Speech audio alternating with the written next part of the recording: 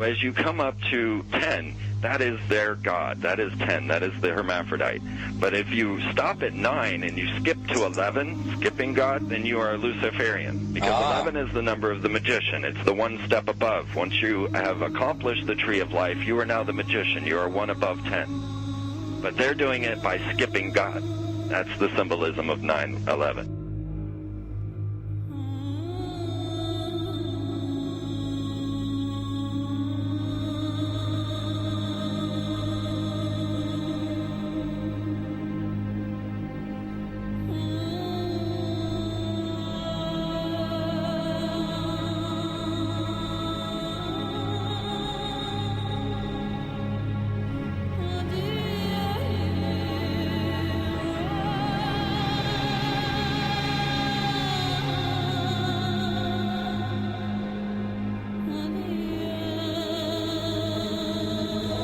It is a big idea, a new world order.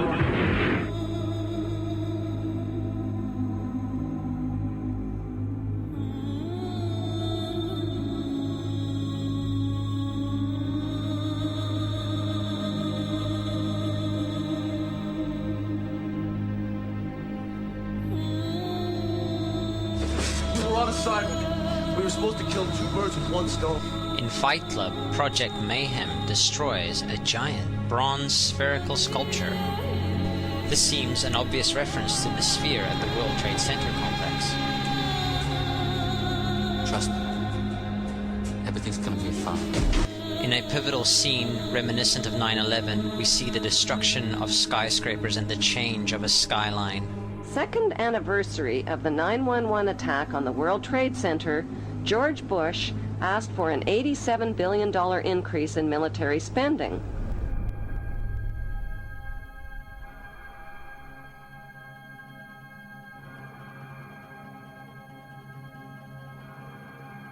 In 1904, Crowley would receive the Book of the Law soon after meditating in the King's Chamber of the Great Pyramid. He claimed he had been contacted by a being called Aiwass. Crowley would also use this symbol in his work. Some of its meanings are said to include a reference to the number 77 in Hebrew and a connection to the god Pan. Crowley made this drawing of a non-human intelligence he saw during a ritual. Synchronous 23 has made the connection between Aiwass and the Wizard of Oz, and has further pointed out the similarities between Crowley's grey alien-like drawing and the depiction of the projection of the Wizard of Oz in the film version. The much overlooked theory has been put forward on the internet that when we are looking at George W. Bush, we are actually seeing Aleister Crowley's grandson. I have suggested that this video footage of George W. Bush reading The Pet Goat, coinciding with the start of the 9/11 mega ritual, is in fact a dedication of the 9/11 mega ritual to the great god Pan by Aleister Crowley's grandson.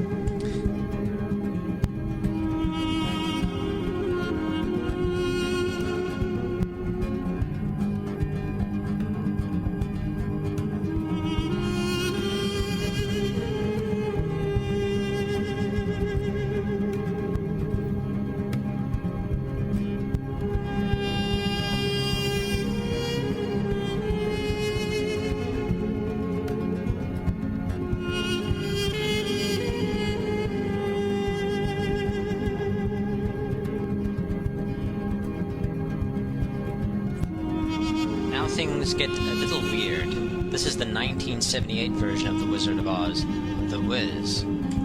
Again, we see the Emerald City connected to New York.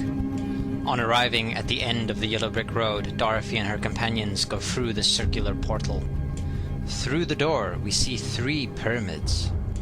Behind the pyramid shape, in between the pyramid pillars of the World Trade Center, we see the sphere, the representation of the Kaaba.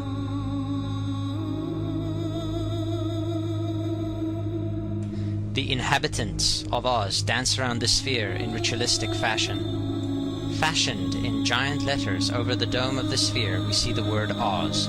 Oz, symbols of Pan and Aiwass, seen smack at the heart where the new Aeon was ushered in. and where the Stargate was opened.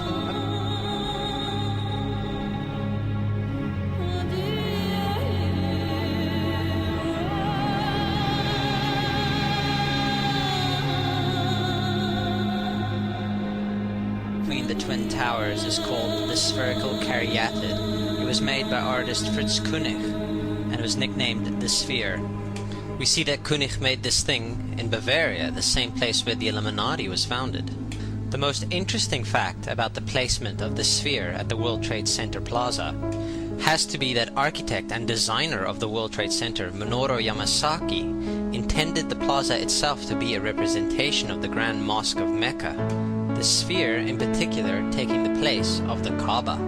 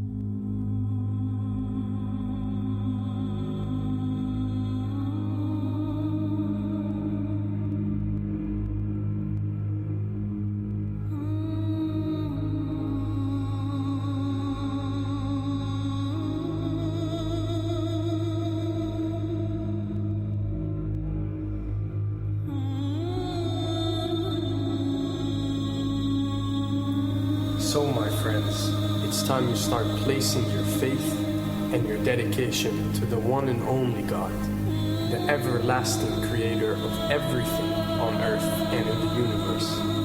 He is greater than anything our minds can comprehend.